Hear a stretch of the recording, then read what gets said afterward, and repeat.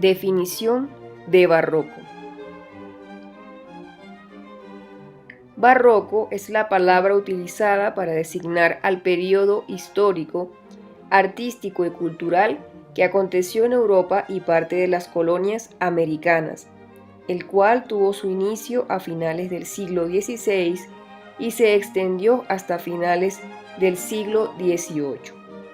El término proviene del vocablo portugués barroco, el cual hacía referencia a las perlas deformes que encontraban los exploradores portugueses, ya que en esa época mucho se comerciaba con este mineral, de modo que durante muchos siglos el término fue usado de forma despectiva para referirse al arte de esa época.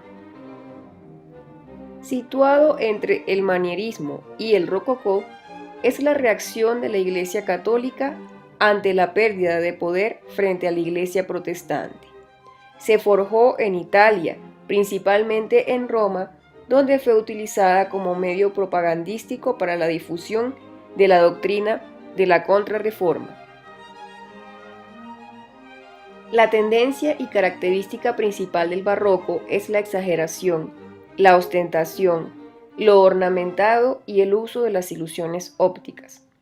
Además de ser un movimiento de gran importancia para las artes plásticas, con artistas como Caravaggio, Rubens, Velázquez y Rembrandt, por mencionar los más conocidos, se extendió también a la literatura con Luis de Góngora y Lope de Vega, en la escultura y arquitectura con Bernini y Borromini, la danza, el teatro y la música con Vivaldi, Bach, entre otros grandes compositores.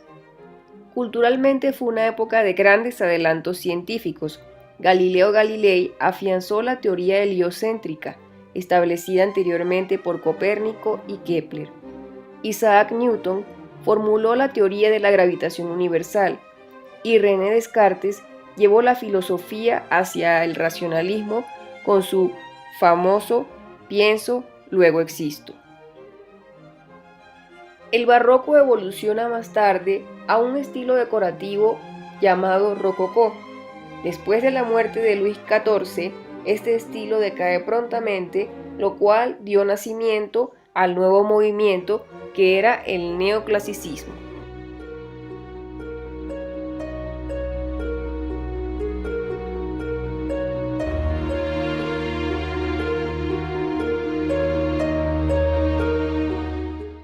A diferencia del Renacimiento, la música no trata de servir más a la palabra, sino que la sobrepasa.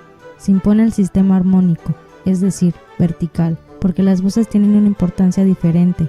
Hay una principal y las demás sirven de acompañamiento armónico. Este se llama monodia acompañada y este acompañamiento lo realiza el bajo continuo.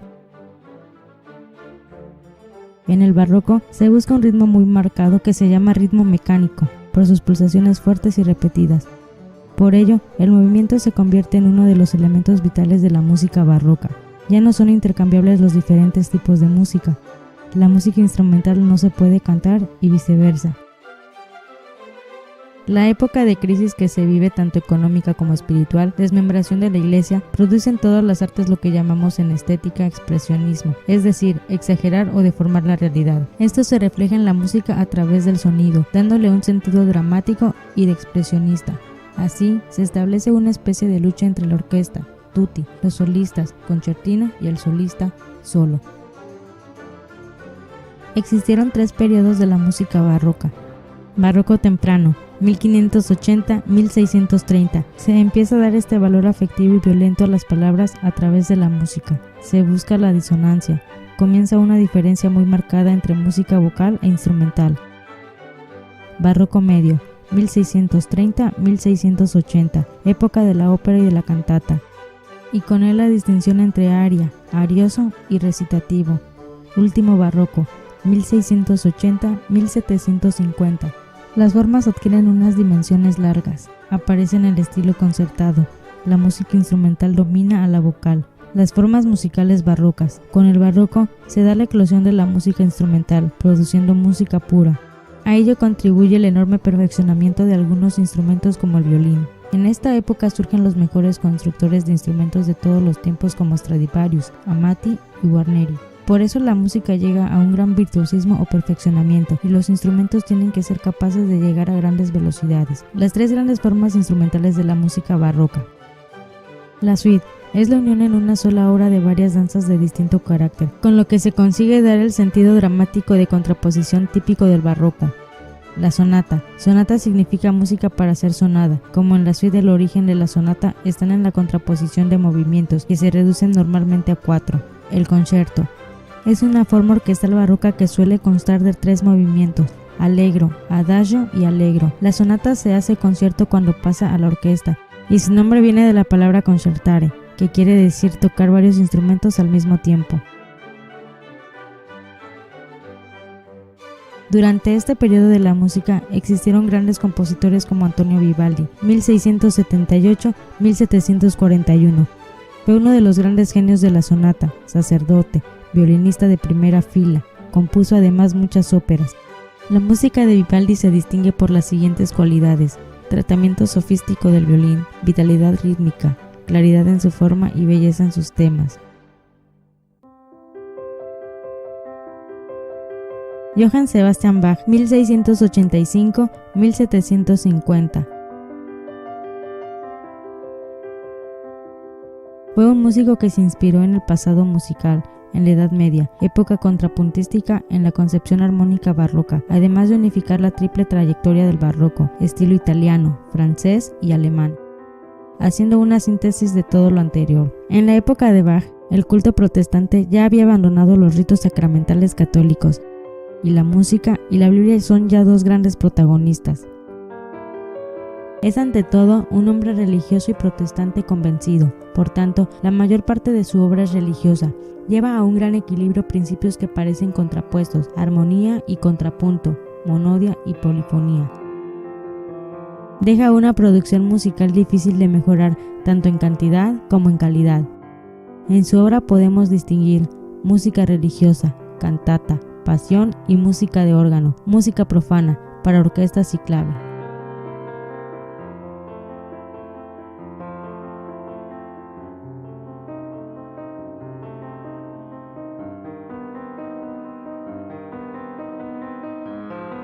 George Philipp Telemann, 1681-1767, en la gran personalidad del último barroco alemán, que ofrece una música no tan dependiente de factor religioso, forma que hace evolucionar influenciado por el pietismo. En Telemann está presente la influencia francesa, lo que contribuye a dar a su música un carácter más alegre. Para él, la música es una forma de felicidad. A finales del barroco hay varias tendencias estéticas: el estilo galante francés desde 1730, el desarrollo en Italia de la ópera buffa, la sonata y la sinfonía, y el estilo sentimental alemán. Ellos conforman una suerte de preclasicismo.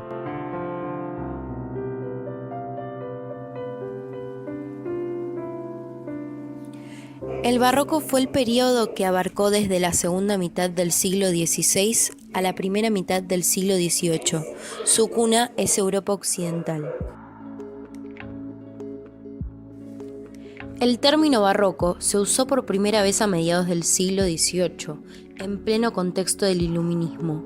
Originalmente, el significado de barroco fue tomado del portugués antiguo, ya que barroco designaba un tipo de perla de forma irregular. El barroco se puede definir como el arte de parecer. 3 elementos pueden ser considerados fundamentales de su estética: el efectismo, la especularidad y la emocionalidad. Si algo caracterizó al barroco fue el principio del horror vacui, expresión latina que quiere decir horror al vacío.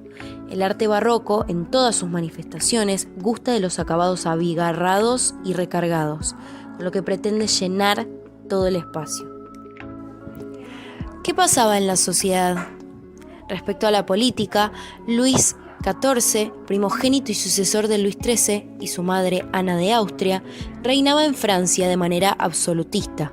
Se vivía hacia el siglo XVII un contexto de crisis económica y social, y esto detonó en muchos aspectos a la sociedad. Respecto a concepciones ideológicas, frente a la racionalidad del Renacimiento, que buscaba la armonía y el equilibrio, el barroco prefiere la promoción del estremecimiento metafísico.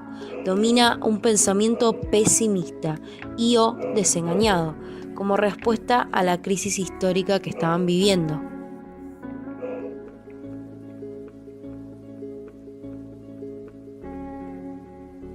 ¿Qué pasaba en el arte? Las artes plásticas se caracterizan por el dinamismo y la tensión en la composición.